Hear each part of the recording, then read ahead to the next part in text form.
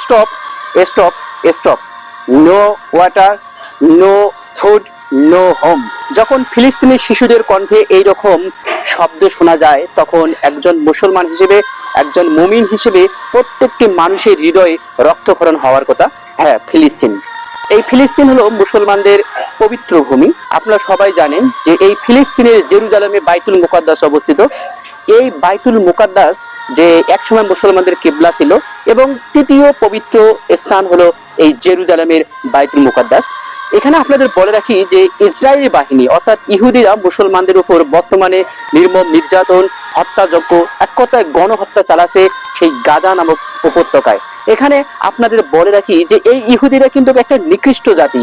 এই যে ইহুদিরা এই ফিলিস্তিনের ভূমি থেকে সেই কতবার যে বিতাড়িত হয়েছে, সর্বশেষ তারা যে সম্রাট অর্থাৎ বেবিলনের যে সম্রাট ছিল, যে সম্রাট নেবুচাদ নেজার কর্তৃক সর্বশেষ তারা বিতাড়িত হয়, এবং তারা ইউরোপের বিভিন্ন কান্ট্রিতে ছড়িয়ে পড়ে। এবং তারপরে যে আপনারা সবাই জানেন যে দ্বিতীয় বিশ্বযুদ্ধে হিটলার কিন্তু, ইহুদিরা যে এতটাই নিকৃষ্ট ছিল যে এজন্য হিটলার তাদের প্রতি ইহুদি বিদ্বেষ তৈরি করে যে 60 লাখ ইহুদিদেরকে কিন্তু তারা মেরেছে। এবং হিটলার একটি কথা বলেছেন যে আমি সারা বিশ্বের ইহুদিদের মারতে পারতাম, কিন্তু তাদের কিছু সংখ্যককে বেঁচে রাখলাম যাতে সারা বিশ্বের মানুষ দেখে বুঝতে পারে কেন আমি ইহুদিদের মেরেছি। আসলে ইহুদিরা হলো একটা কি জাতি বলবো, ইহুদিরা সবচেয়ে নিকৃষ্ট জাতি। যে আপনারা দেখতে পাচ্ছেন যে গাজা উপত্যকায় শিশু, নারী, বৃদ্ধ, এক কথায় সবাইকে তারা নির্মম ভাবে হত্যা করতেছে। এবং আপনারা যদি দেখেন যে দেখবেন গাজা উপত্যকায় সকল সুউচ্চ ভবন তারা বোমা মেরে মাটির সাথে মিশিয়ে দিয়েছে। তাদের থেকে রক্ষা পায় না কোনো হসপিটাল, তাদের থেকে রক্ষা পাচ্ছে না কোনো মানবাধিকার কর্মী। আপনারা কালকে দেখেন যে এক সাংবাদিককে তারা কিন্তু জীবন্ত পুড়িয়ে মারছে, তার ভিডিওটা সোশ্যাল মিডিয়ায় ছড়িয়ে পড়তেছে।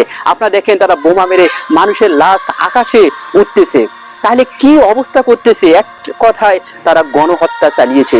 সেই ইহুদিদের এই নির্মম হত্যাযজ্ঞ দেখেও যে মধ্যপ্রাচ্যের যে মুসলিম কান্ট্রিরা রয়েছে, অর্থাৎ 57টি পৃথিবীতে মুসলিম কান্ট্রি রয়েছে, তাদের যে সরকার প্রধান রয়েছে, প্রেসিডেন্ট, রাষ্ট্রপ্রধান অর্থাৎ প্রধানমন্ত্রী, কেউ কিন্তু এই ইহুদিদের যে বিপক্ষে গিয়ে কথা বলতেছে না। কারণ তারা আমেরিকার কথায় তারা উদ্বোস করতেছে, তাদের ক্ষমতার লোভ রয়েছে। কিন্তু আমি বলতে চাই যে একজন মুসলমান হিসেবে কোনো মানুষ থেমে থাকা উচিত নয়। অর্থাৎ ওয়ার্ল্ড স্ট্রাইক ফর গাজা, আপনারা জানেন যে আজ 7 April world strike for Gaza নামে যে কর্মসূচি সারা বিশ্বে পালিত হয়েছে, সেই কর্মসূচির অংশ হিসেবে বাংলাদেশের দেখছেন বাংলাদেশের মুসলমানরা কিভাবে ফুলে ফেপে উঠেছে, অর্থাৎ তারা ফুঁসে উঠেছে এবং এই ইহুদিদের অর্থাৎ ইসরায়েলি পণ্য বয়কটের ডাক দিয়েছে। একটা কথা আছে যে হে ফিলিস্তিনি শিশু, হে ফিলিস্তিনি নারী, হে ফিলিস্তিনিরা, আমাদেরকে আপনারা ক্ষমা করে দেবেন। কারণ আপনাদের জন্য আমাদের হাতে নেই কোনো অস্ত্র, আমাদের হাতে নেই কোনো যুদ্ধের মাঠ যে আমরা যুদ্ধ করব। আমাদের আছে প্রতিবাদের ভাষা, আমাদের আছে পণ্য বয়কটের, যে আমরা পণ্য বয়কট করতে পারি। এবং যে প্রত্যেকটি এই 57টি মুসলিম রাষ্ট্রের উচিত যে এই ইহুদিদের যে বিপক্ষে গিয়ে, অর্থাৎ এই ইহুদিদের যাতে এই নির্মম হত্যাযজ্ঞ চালাতে না পারে, সেজন্য মুসলমানদের জন্য একটি সেনাবাহিনী অর্থাৎ 57টি দেশ মিলে অর্থাৎ ওআইসির উচিত যে ওআইসি যাতে একটা সেনাবাহিনী গঠন করে। আপনারা জানেন যে এই 57টি দেশের প্রায় 50 লাখেরও অধিক যে সেনাবাহিনীর সদস্য রয়েছে, তারা যদি এক হয়, এবং আপনারা জানেন যে ইন্নামাল মুমিনুনা ইকুয়াতুন, নিশ্চয়ই মুসলমান পরস্পর ভাই ভাই। অর্থাৎ একটা দেহের এক অঙ্গে যদি ব্যথা হয় তাহলে সমস্ত দেহ সেই ব্যথা অনুভব করে। তা মুসলমানরা আজকে সেই ব্যথা অনুভব করতে পারছে কিনা জানি না, যে ফিলিস্তিনের এই গাজা উপত্যকায় নির্মম ভাবে যখন মানুষ হত্যা হচ্ছে, একজন মুসলমান হিসেবে যদি আমার হৃদয়ে রক্তক্ষরণ না হয়, তাহলে আমি বলবো যে আমি আসলেই কি মুমিন, আমি আসলেই কি মুসলমান। যে এটা আপনারা নিশ্চয়ই জেনে রাখবেন যে অবশেষে আপনারা জানেন যে 1948 সালে সেই পশ্চিমা বিশ্বের যে মদদে এই ফিলিস্তিনের ভূমিতে অবৈধ ইসরায়েলি রাষ্ট্র প্রতিষ্ঠিত হয়, তখন থেকে তারা ফিলিস্তিনিদের বিতাড়িত করে, এই ফিলিস্তিনের ভূমিতে ফিলিস্তিনিদের নির্মম ভাবে তারা হত্যা করতেছে। তখন থেকেই সর্বশেষ এই 2023 সাল থেকে শুরু করে আজকে 2025 সাল পর্যন্ত তারা প্রায় 50,000 যে ফিলিস্তিনিদের নির্মম ভাবে বোমা মেরে হত্যা করেছে। আমরা এই হত্যার যে তীব্র নিন্দা জানাচ্ছি এবং বলতে চাই সারা বিশ্বের মুসলমানরা যদি এক হয়, বিশেষ করে মধ্যপ্রাচ্যের যে যে উন্নত যে কান্ট্রিগুলো রয়েছে তারা যদি এক হয়ে ইসরায়েলের বিরুদ্ধে যদি তারা লেগে পড়ে, তাহলে দেখা যাবে যে ইসরায়েল কিন্তু টিকতে পারবে না। কিন্তু জানি না কিসের জন্য তারা ইসরায়েলের বিরুদ্ধে পদক্ষেপ নিচ্ছে না।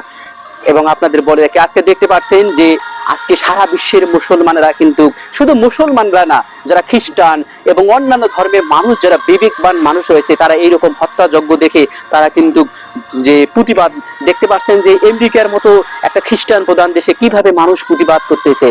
আসলে এখানেই যে কথায় আছে না যে সবার উপরে মানুষ সত্য, তাহার উপরে কিন্তু কেউ নাই। এইরকম নির্মম হত্যাযজ্ঞ কিন্তু অনেকেই চালাইছিলেন। আপনারা জানেন যে হালাকু খান থেকে শুরু করে বিভিন্ন যে সকল শাসক মুসলমানদের নিশ্চিহ্ন করতে চেয়েছিলেন, কিন্তু তারা মুসলমানদের নিশ্চিহ্ন করতে পারেনি। একটি হাদিস রয়েছে যে মোহাম্মদ আবু হুরায়রা রাদিয়াল্লাহু তাআলা আনহু হতে বর্ণিত, তিনি বলেছেন যে রাসূলুল্লাহ সাল্লাল্লাহু আলাইহি ওয়াসাল্লাম বলেছেন যে একদিন এই ইহুদিদের নির্মম হত্যাযজ্ঞ শেষ হয়ে যাবে এবং তখন মুসলমানরা যে তাদের বিরুদ্ধে যুদ্ধ করবে। অর্থাৎ সহিহ বুখারী শরীফে আছে, মুসলমানরা ইহুদিদের কি বিপক্ষে যতক্ষণ, ইহুদিদের বিরুদ্ধে যতক্ষণ পর্যন্ত যুদ্ধ করবে না ততক্ষণ পর্যন্ত কিয়ামত সংগঠিত হবে না, এবং সেই যুদ্ধে মুসলমানরা জয় লাভ করবে। এবং আপনাদের বলে রাখি যে তখন ইহুদিরা বিভিন্ন গাছ পাথরের আড়ালে তারা আশ্রয় গ্রহণ করবে, কিন্তু গাছ এবং পাথর বলে দিবে, হে মুসলমান, হে মুমিনগণ, আমার পশ্চাতে ইহুদি রয়েছে, তুমি তাকে হত্যা করো। এবং শুধুমাত্র গারকাদ নামক একটা গাছ রয়েছে, সে বলবে না যে ইহুদি আমার পেছনে রয়েছে, কারণ ওই গারকাদ নামক গাছটা হলো ইহুদিদের। এবং এটি সহিহ মুসলিম শরীফের একটা হাদিস। এবং এই যে এক কথায় বলে রাখি যে এই ফিলিস্তিনিদের কখনো ফিলিস্তিনের ভূমি থেকে উৎখাত করা যাবে না। এবং ফিলিস্তিন, আপনারা আজকে যদিও ফিলিস্তিনের মানচিত্রটা অনেক ছোট, আসলে সিরিয়া এবং ফিলিস্তিনের ভূখণ্ড নিয়েই কিন্তু ফিলিস্তিনি ভূখণ্ড ছিল। যে আপনাদের সর্বশেষ আমি বলে রাখি যে আজকে বাংলাদেশ সহ সারা বিশ্বের মুসলমানরা যেভাবে জেগে উঠেছে, অনেকে বলে যে আমাদের বাংলাদেশে প্রতিবাদ করে কি লাভ হবে, কিন্তু তাদেরকে বলতে চাই, বিশ্বের মধ্যে যদি আমরা একটা ঐক্য মতে পৌঁছাতে পারি এবং বিশ্বকে জানাইতে পারি যে